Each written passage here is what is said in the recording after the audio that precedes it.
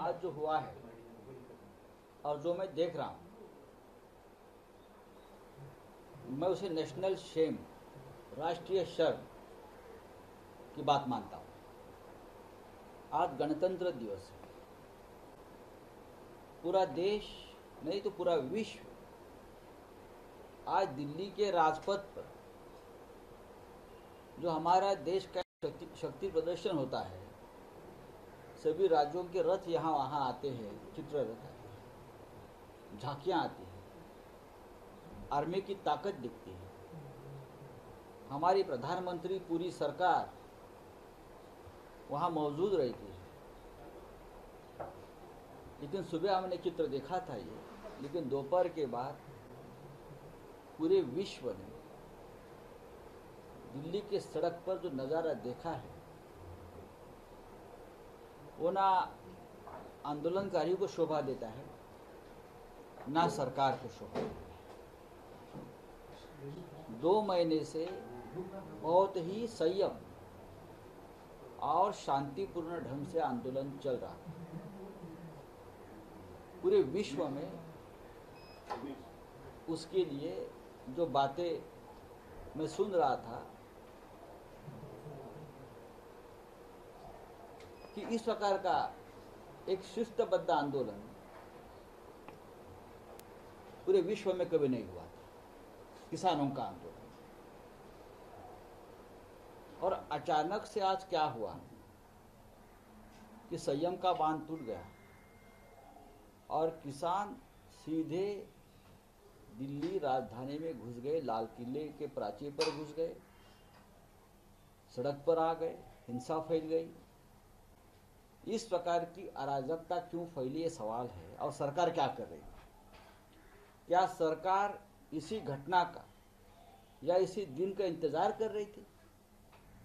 अगर सरकार को मालूम था कि किसानों का सब्र का बांध टूटने वाला है, तो ये सरकार की भी जिम्मेदारी थी कि कुछ ना कुछ हल निकाले और आज की ट्रैक्टर रैली जो है वो रोक दे, किसान अपने घर जाए। सवाल है 3 कृषि विरोधी कानून का। हमारा सवाल है, बाला साहब ठाकरे हमेशा कहते थे, कानून किसके लिए है? व्यक्ति के लिए कानून है या कानून व्यक्ति के लिए है? अगर जिसके लिए कानून बनाया है वो लोग ही खुश नहीं है, तो ये कानून की जरूरत क्या है? शरद पवार जैसे बड़े नेता, जो किसानों के नेता है, कृषि क्षेत्र के जानकार है, पवार साहब ने भी कल कहा है इस कानून के बारे में। बड़े बड़े नेता भी बोलते हैं कानून के बारे में, आप उनकी बात नहीं मानते। तो एक कानून किसके लिए बना है? जो आज दिल्ली के सड़क पर जो अराजकता फैली है, इस प्रकार की अराजकता फैले, पंजाब अशांत हो जाए, पंजाब वालों को खलिस्तानी कहे, अतिरेकी कहे और एक बहुत बड़ा वहाँ माहौल भड़क जाए, क्या ये कोई साजिश है? लाल किले पे जो हुआ है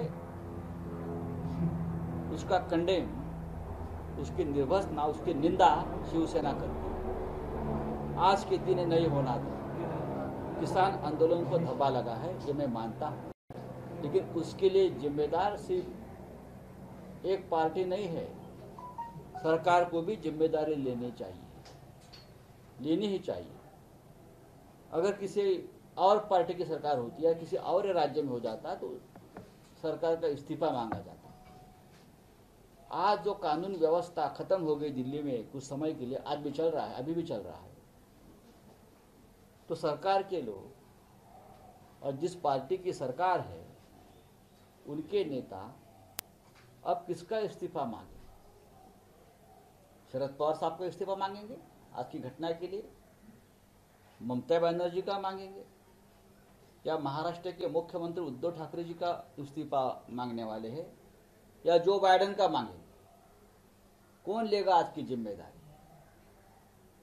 मुझे लगता है जो हुआ है दिल्ली में उसकी निंदा तो करनी चाहिए, लेकिन माहौल जो बिगड़ा है उसके लिए अहंकार सरकार का जिम्मेदार है, अहंकार।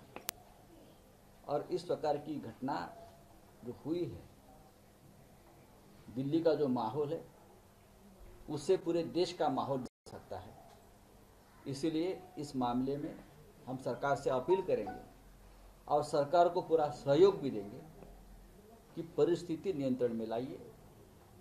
आपने कल देखा होगा महाराष्ट्र में हजारों किसान आए, हजारों किसान मुंबई में आए, लेकिन माहौल बिगड़ने नहीं दिया। सबने पूछा कि मुख्यमंत्री क्यों नहीं गए, लेकिन सरकार का भी एक डिसिप्लिन होती है। हमने किसानों की मांगों को पूरा समर्थन दिया, लेकिन डिसिप्लिन नहीं बिगड़ने दी। ये बात सरकार को समझनी चाहिए, चाहे दिल्ली की हो चाहे राज्यों की हो। चलो, आपने कहा सर, चाहते हैं कि आप अमित शाह को इस्तीफा देना चाहिए क्योंकि मैंने ऐसा नहीं कहा है। नहीं सर, आप क्या जो मैंने ऐसा नहीं कहा है। मैंने कहा कि अगर दिल्ली में आज किसी और पार्टी की सरकार होती तो जरूर इस्तीफा मांगा जाता। सोनिया गांधी का इस्तीफा मांगा जाता, उद्धव ठाकरे जी का मांगा जाता, शरद पवार साहब का भी मांगते थे लोग, आप भी मांग सकते हैं। लेकिन जिम्मेदार कौन है आज की घटना को? अब देखिए सर, कौन लगता है आपको जिम्मेदार? लेकिन नहीं, आप जनता सोचिए। मतलब दिल्ली में तो केंद्र सरकार के कंट्रोल में लॉ एंड ऑर्डर है, ऐसे में आपको लगता है कि अगर जिम्मेदारी तो तय होनी देखिए, चाहिए। किसानों की बात माननी चाहिए अभी, उसके लिए कौन लेकिन जिम्मेदार है? आपको इस देश का माहौल आपको खराब करना है, इस देश में असंतता आप निर्माण करना चाहते हो, आप इमरजेंसी जैसे माहौल जानबूझकर बनाना चाहते हो। कौन लोग हैं सर, किसके ऊपर कह रहे हैं आप? इस प्रकार का आज जो माहौल है, 1 साल पहले शाहीन बाग के बारे में हुआ था, आज किसानों का आंदोलन है। बार बार ऐसा माहौल देश में अगर बनता है तो इस देश के लोकतंत्र को मानता हूं बहुत खतरा है। लाखों किसानों की बात अगर आप नहीं मानते तो आप लोकतंत्र की बात कैसे मान सकते हो? ये क्या ये लोकतंत्र है?